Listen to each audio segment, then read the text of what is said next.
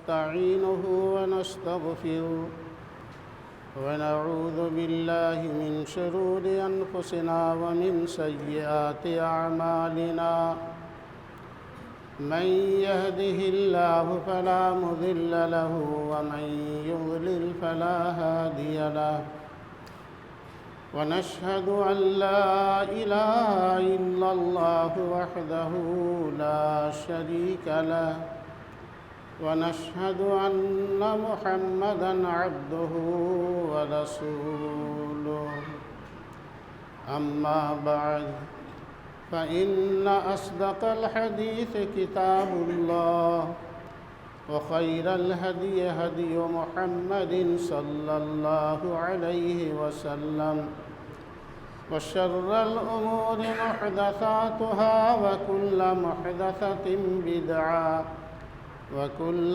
بدعة ضلالة وكل ضلالة في النار. أعوذ بالله من الشيطان الرجيم. بسم الله الرحمن الرحيم.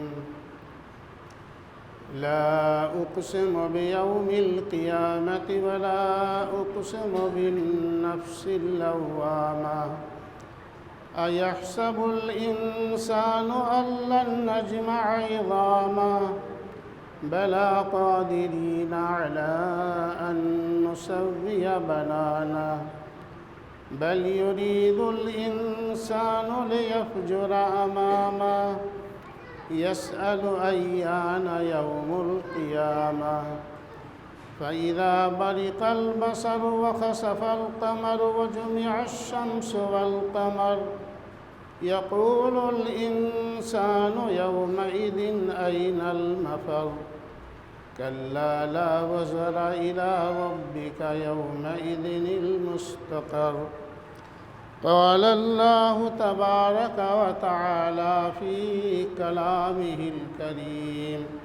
بسم الله الرحمن الرحيم. إن الله مع الذين اتقوا والذين هم محسنون. محترم سامعین حضرات، بزرگان ملت، دینی اور ملی بھائیوں، رب العالمین کی تعریف و توصیف اور محمد الرسول اللہ صلی اللہ علیہ وسلم پر صلاۃ و سلام کے بعد مختصر وقت میں کچھ باتیں عرض کرنی ہے.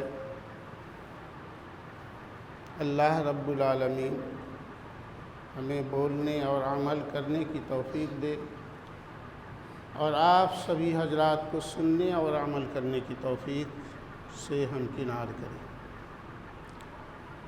محترم بھائیوں،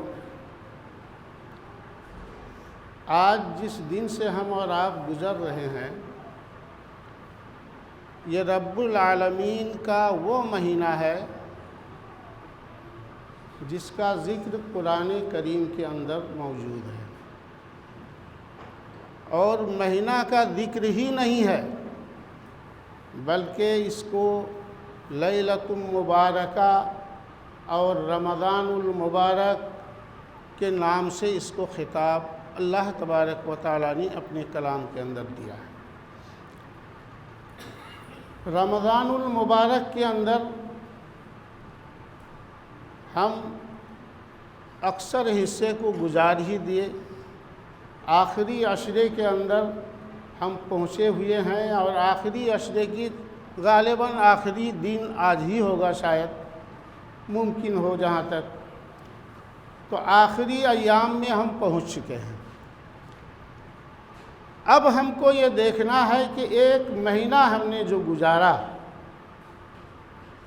اس ایک مہینے کے اندر ہم نے کیا حاصل کیا اور کیا کھویا، دونوں چیز کو سامنے رکھنا ہے. ہمیں کیا ملا اور ہم نے کن چیزوں کو ترک کر دیا جو حاصل نہیں کر پایا۔ تو سب سے پہلے تو ہم کو دیکھنا چاہیے کہ ہم کو کیا ملنا چاہیے، تب نہ ہم حساب لگائیں گے کہ کیا نہیں ملا۔ ہم کو ملنا یہ چاہیے تھا۔ اللہ کے نبی محمد الرسول اللہ صلی اللہ علیہ وسلم نے فرمایا، من صام رمضان ایمانا و احتسابا غفر له ما تقدم من ذنبه، رواہ البخاری۔ اللہ کے نبی محمد الرسول اللہ صلی اللہ علیہ وسلم نے فرمایا، جس شخص نے رمضان مہینے کا روزہ ایمان کے ساتھ رکھا، اور من صام رمضان ایمانا و احتسابا، اور نیکی خیال کر کے روزہ رکھا، ریاکاری نہیں بلکہ نیکی کے خیال سے، اللہ کو راضی کرنے کی غرض سے اگر روزہ رکھا، تو ہمارے نبی محمد رسول اللہ صلی اللہ علیہ وسلم کا فرمان ہے کہ غفر لہ ما تقدم من ذنبہ، ان کے جتنے اگلے گناہ، ہم نے جو گناہ کیا ہے، ان تمام صغیرہ گناہوں کو اللہ تبارک و تعالی معاف کر دے گا۔ پہلی فضیلت کہ رمضان کا روزہ ایمان کی حالت میں نیکی خیال کر کے روزے کے شرائط کو انجام دیتے ہوئے اگر ہم نے روزہ رکھا، تو ہمارے نبی کا فرمان ہے غفر لہ ما تقدم من ذنبہ، ان کے اگلے گناہ تمام کے تمام معاف کر دیے جاتے ہیں۔ اب روزے کے شرائط کیا ہیں؟ اللہ کے نبی محمد رسول اللہ صلی اللہ علیہ وسلم نے فرمایا، روزے کی حالت میں من لم یدع قول الزور والعمل به فلیس للہ حاجۃ من ان یدع طعامہ وشرابہ، بخاری شریف کی حدیث۔ نبی محمد رسول اللہ صلی اللہ علیہ وسلم نے فرمایا، روزہ رکھ کر کے روزے کی حالت میں جس نے دھوکہ دھڑی چھوڑا نہیں، جھوٹ بات بولنا چھوڑا نہیں، جھوٹ پر عمل کرنا چھوڑا نہیں، دوسری روایت مسلم کے اندر ہے ولم یرفس ولم یفسق، غلط گوئی کیا نہیں، تب جا کے اس کا روزہ ہوگا، اور تب اس فضیلت پر ہم پہنچیں گے کہ اللہ تبارک و تعالی ہمارے گناہوں کو معاف کرے گا۔ جھوٹ بات بولنا، جھوٹ بات کو ترک کرنا، یہ جھوٹ نہیں بولیں گے اور جھوٹ کو بالکل نسیم منسیہ ترک کریں گے، جھوٹ پر عمل نہیں کریں گے، غلط گوئی نہیں کریں گے، غیبت نہیں کریں گے، چغلی نہیں کریں گے، جو شریعت کے خلاف جتنے بھی امور ہیں، ان تمام امور کو اگر ہم ترک نہیں کریں گے تو فلیس للہ حاجہ، تو اللہ کو ایسے بھوک اور پیاس اگر ہم نے برداشت کر لیا تو اس سے اللہ کو کوئی ضرورت نہیں ہے۔ فلیس للہ حاجہ، اللہ کو کوئی ضرورت نہیں ہے، کوئی سروکار نہیں ہے کہ تم بھوکے مر رہے ہو یا پیاسے مر رہے ہو یا کیا کر رہے ہو، اس سے اللہ کو کوئی سروکار نہیں ہے۔ معلوم ہوا کہ روزے کے لیے شرط کیا ہے؟ ایمانداری کے ساتھ جھوٹ بات کو بولنا ترک کرنا پڑے گا، رشوت ترک کرنا پڑے گا، دھوکہ دہی ترک کرنا پڑے گا، تب ہم جا کر کے اللہ کے رسول محمد الرسول اللہ صلی اللہ علیہ وسلم کے اس فرمان پر پہنچیں گے کہ من صام رمضان ایمانا و احتسابا غفر لہ ما تقدم من ذنبہ، جو ایمان اور نیکی خیال کر کے روزہ رکھتا ہے تو رسول علیہ السلام فرماتے ہیں کہ غفر لہ ما تقدم من ذنبہ، جو اگلا گناہ جتنا ہے تمام گناہ کو اللہ تبارک و تعالی درگزر کر دیتا ہے، معاف کر دیتا ہے۔ یہ تو ہے رمضان مہینے کے روزے کی فضیلت۔ اسی مہینے کے اندر اللہ تبارک و تعالی نے ہم کو کیا دیا؟ قیام اللیل دیا۔ اسی مہینے کے اندر رب العالمین نے قیام اللیل دیا، جس کو تہجد کہیں یا تراویح کہیں یا قیام اللیل کہیں، یہ اللہ تبارک و تعالی نے اپنے بندے کو اس مہینے کے اندر دیا۔ اس کی فضیلت کیا ہے؟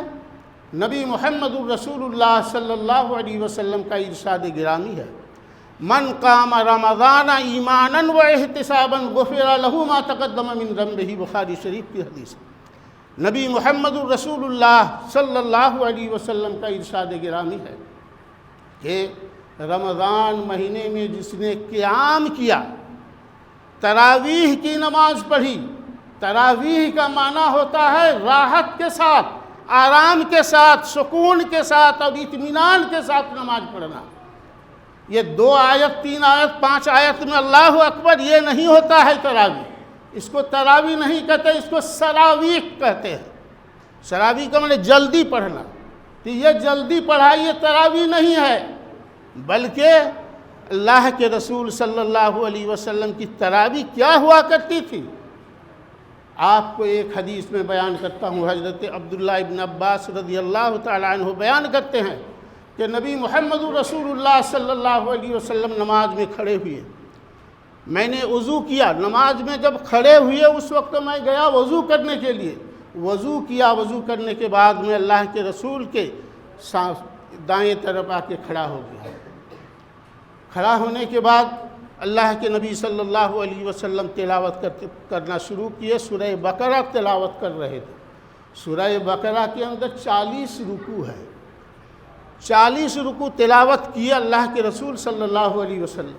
40 رکوع تلاوت کرنے کے بعد حضرت عبداللہ ابن عباس کہتے ہیں کہ اب رکوع کریں گے، لیکن اسی بیچ میں اللہ کے نبی محمد رسول اللہ صلی اللہ علیہ وسلم نے سورہ آل عمران کو پکڑ لیا، اور آل عمران پکڑ کر کے پھر اس کو ختم کیا۔ اس کے اندر 20 رکوع ہے، تو 20 اور 40 60 رکوع ایک رکعت میں پڑھے۔ اور آج ہماری تراویح کیا ہوتی ہے؟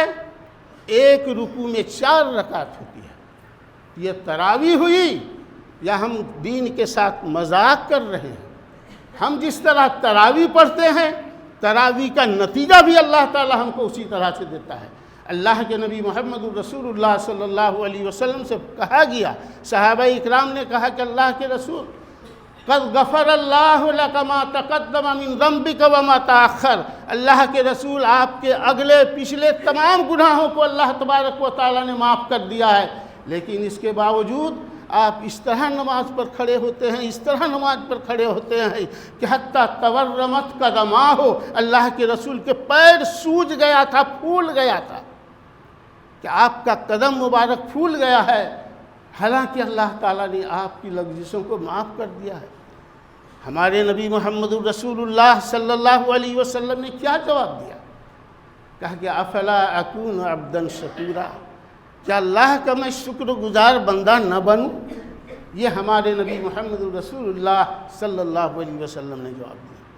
آج کے مولوی صاحب اگر تراویح ایک رکوع میں 3 رکعت 4 رکعت نہ پڑھا سکیں تو دوسرے ہی دن سماج کے لوگ ان کو بھگا دیں گے، سماج کے لوگ ان کو ہٹا دیں گے۔ اگر ان سے کہا جائے کہ بھائی آج کی رات ذرا تاخیر سے نماز پڑھیں گے، تب تو پھر آنکھیں بڑی بڑی اور سرخ ہو جائے گی، آنکھیں بڑی بڑی اور سرخ ہو جائے گی۔ کیا مولوی کو نماز پڑھنا نہیں آتا ہے جو آپ اس کے اوپر ذمہ داری اس طرح سے بغدوس کر رہے ہیں؟ مولوی فٹ بال نہیں ہے، مولوی ہمیشہ قائد اور لیڈر اور امام ہے آپ کے اور ہمارے۔ اگر اس کو ہم نے حقارت کی نگاہ سے دیکھا تو اللہ تبارک و تعالی ہماری اور آپ کی آنکھ کی بینائی کو چھین لے گا۔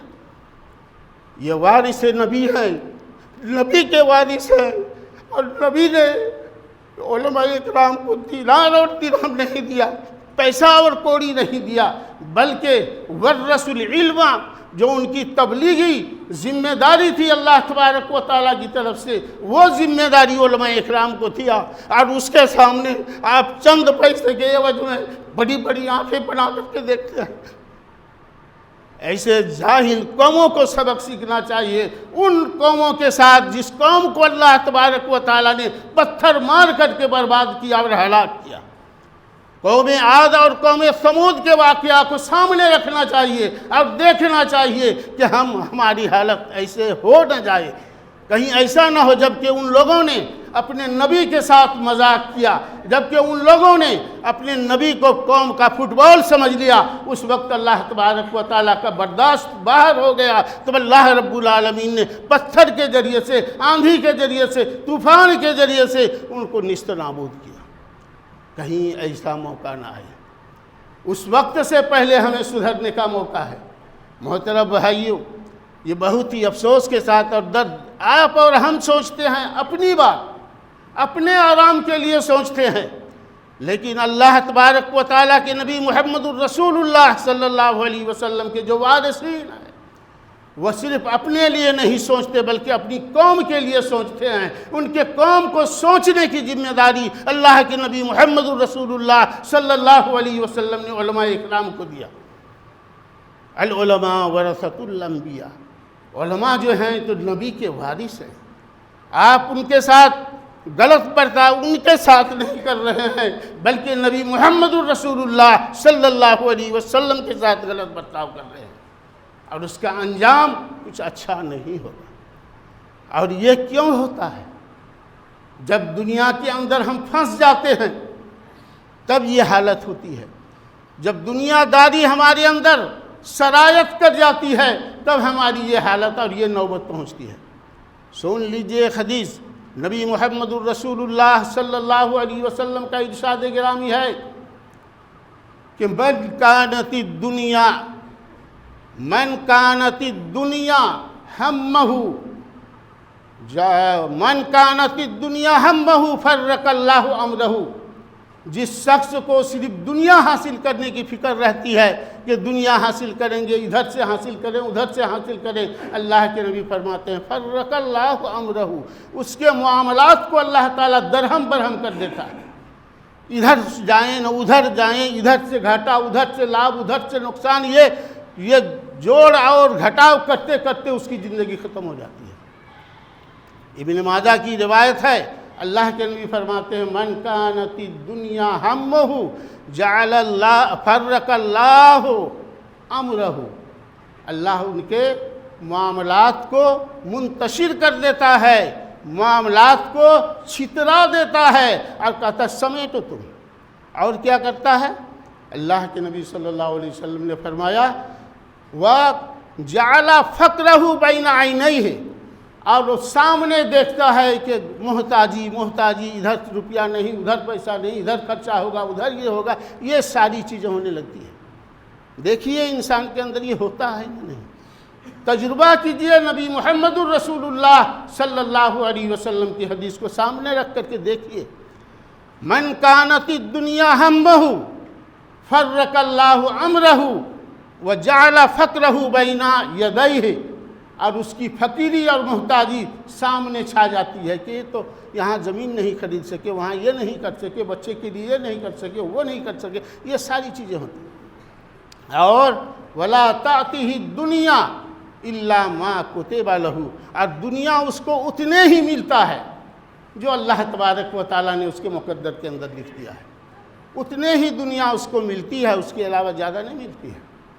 اس کے برخلاف جس شخص کا ارادہ ہو کہ ہم کو آخرت ڈھونڈنا ہے، ومن کانت آخرتہ نیتہ ومن کانت الآخرۃ نیتہ جمع اللہ امرہ وجعل غناہ فی قلبہ، اللہ کے نبی محمد رسول اللہ صلی اللہ علیہ وسلم فرماتے ہیں جو آخرت کو ڈھونڈتا ہے، جو آخرت کو تلاش کرتا ہے، جس کی چاہت اور خواہش ہوتی ہے کہ ہم آخرت کو، اللہ کی سرخ روئی کو کیسے حاصل کر سکیں گے، اللہ کی مرضات کو، اللہ کی رضامندی کو کس طرح سے حاصل کر سکیں گے، یہ جس کا ارادہ ہوتا ہے تو اللہ تبارک و تعالیٰ ان کے بگڑے ہوئے معاملات کو سمیٹ دیتا ہے، بگڑے ہوئے معاملات کو سمیٹ دیتا ہے، اور اللہ تبارک و تعالیٰ کیا کرتا ہے؟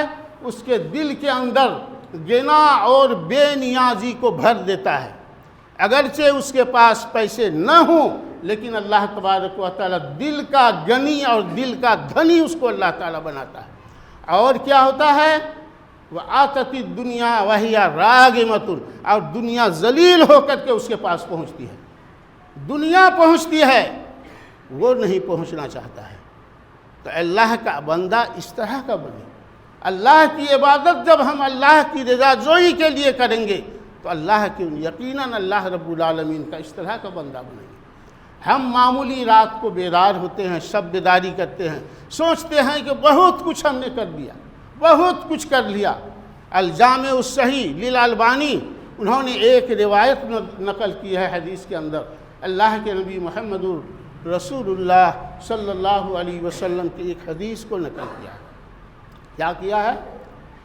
لو یجر، اگر کوئی آدمی اپنے چہرے کے بل گر جائے سجدے میں، لو ان رجلا یجر وجہہ، اگر کوئی آدمی اپنے چہرے کو زمین پر رگڑنا شروع کرے، من یوم ولدا الی یوم یموت حرمن، جس دن پیدا ہوا اس دن سے لے کر کے بڑھاپے کی عمر اس کو ملی ہے، اور اس بڑھاپے کی عمر تک وہ اللہ کے فی مرضات اللہ، اللہ کی رضامندی میں اپنے پیشانی کو زمین کے اندر رگڑتے رہے تو لحقرہ یوم القیامہ، قیامت کے دن اس عبادت کو معمولی سمجھے گا کہ کیوں نہیں ہم نے اور عبادت کی۔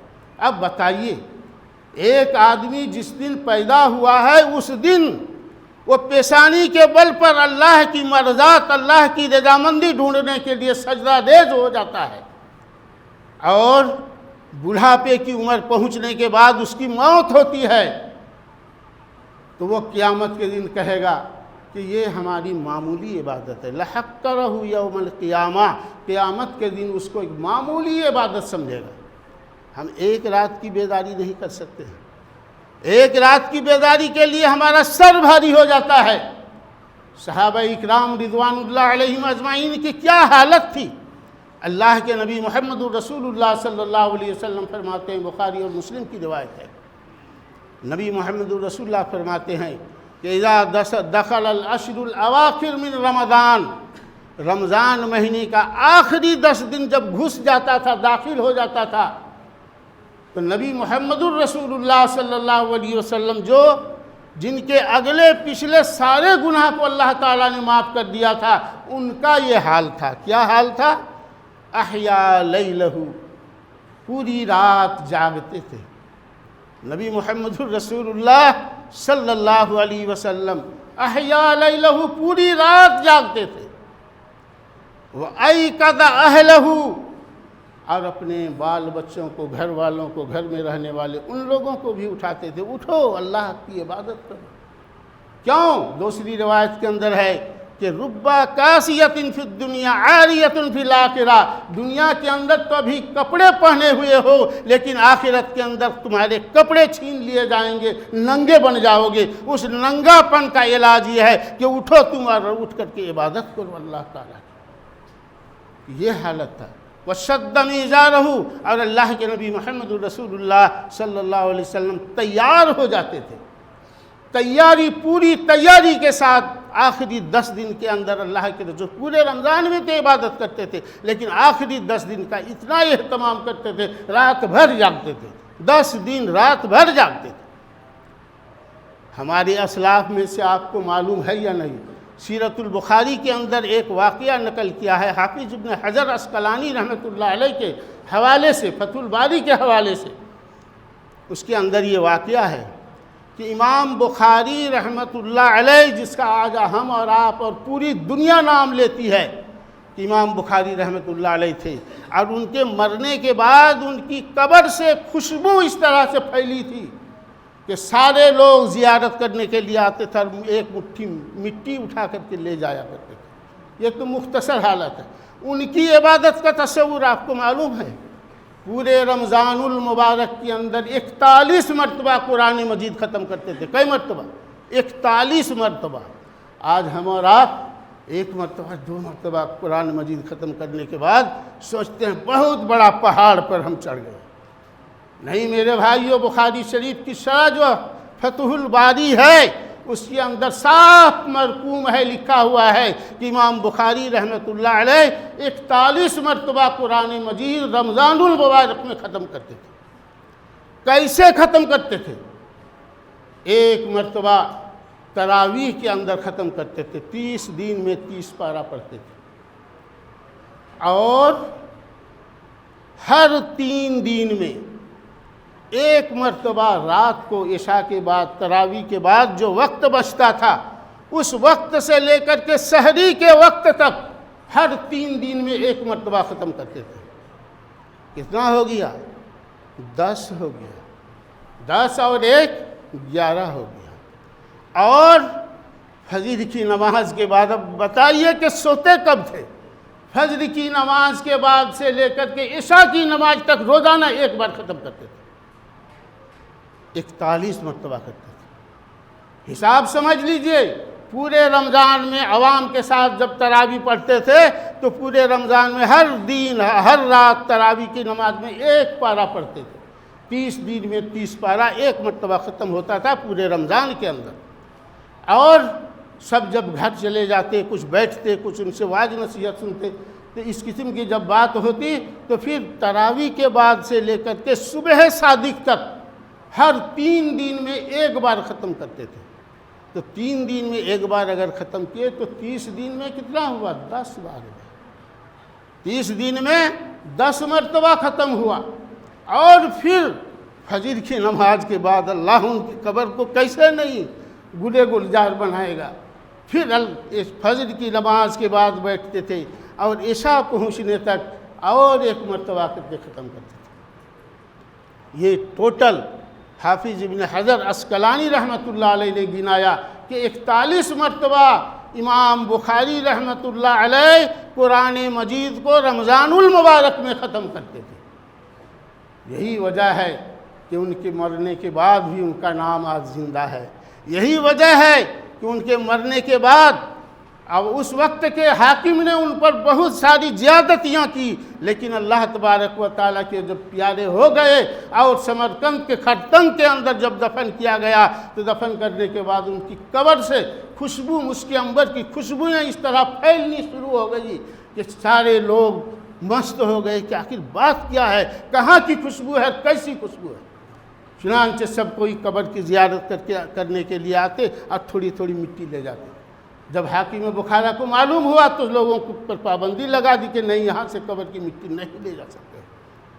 یہ حالات تھے ہمارے اسلاف کے، یہ حالات تھے ہمارے ائمہ اکرام کے، یہ حالات تھے ہمارے بزرگوں کے۔ اور آج ہم اور آپ کیا کرتے ہیں کہ 10 بجے اور 10:30 بجے نماز پڑھاؤ گے مولوی، کیسے تم تک دیکھتے ہیں تم 1 رات نہیں جاگ سکتے، 2 رات نہیں جاگ سکتے ہو۔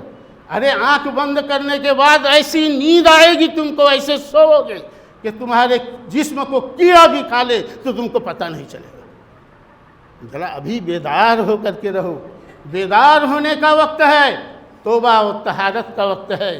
آج ہمارے سامنے پانی کا بادل منڈلایا ہوا ہے لیکن پانی نہیں ہو رہا ہے۔ کیوں؟ وجہ کیا ہے؟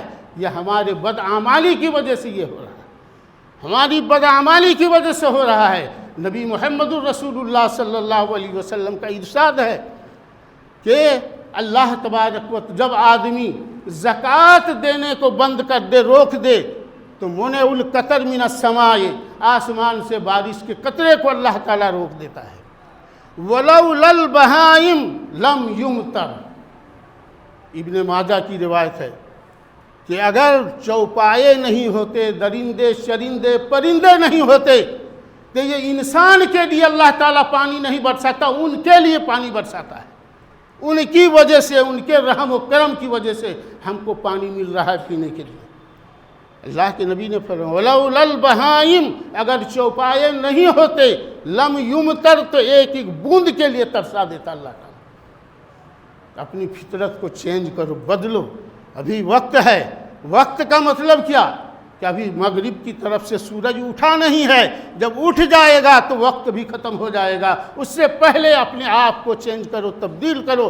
ان اللہ لا یغیر ما بقوم حتی یغیروا ما بانفسہم، اللہ اس وقت تک کسی قوم کی حالت کو نہیں بدلتا ہے جب تک کہ آدمی اپنے آپ کو نہ بدلے۔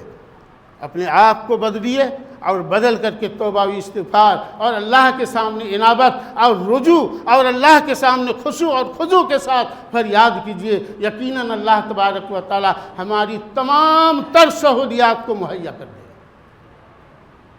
اللہ رب العالمین ہم سبوں کو نیک عمل کرنے کی توفیق عنایت فرمائے، اور ہم ان لوگوں کا احترام و عزت کرنے کی اللہ تبارک و تعالی ڈھنگ اور سلیقہ سکھائے جو حقیقت میں تعظیم کے لائق ہیں۔ اللہ رب العالمین سے دعا ہے کہ رب العالمین ہماری خطاؤں کو، ہماری لغزشوں کو، ہمارے حفوات و بکواس کو اللہ تبارک و تعالیٰ اپنے اس رمضان کے توسط سے ہمیں معاف فرمائے۔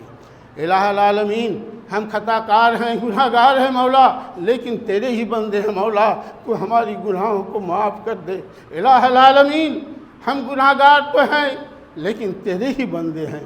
کوئی دوسرا جو غیر مومن ہوتا ہے وہ تو دوسرے کے یہاں جا کر کے سر ٹکتا ہے، لیکن ہمارا تو تیرے علاوہ کوئی دوسرا گیٹ اور راستہ نہیں ہے، تیرا ہی ایک گیٹ اور راستہ ہے، تجھی کو ہم معبود اور مسجود سمجھتے ہیں مولا، تو ہماری گناہوں کو، ہماری خطاؤں کو تو درگزر فرما دے۔ آمین۔ بارک اللہ لنا ولکم فی القرآن العظیم ونفعنا وإیاکم بالآیات والذکر الحکیم۔ انہ تعالی جواد کریم ملک بر رؤوف رحیم۔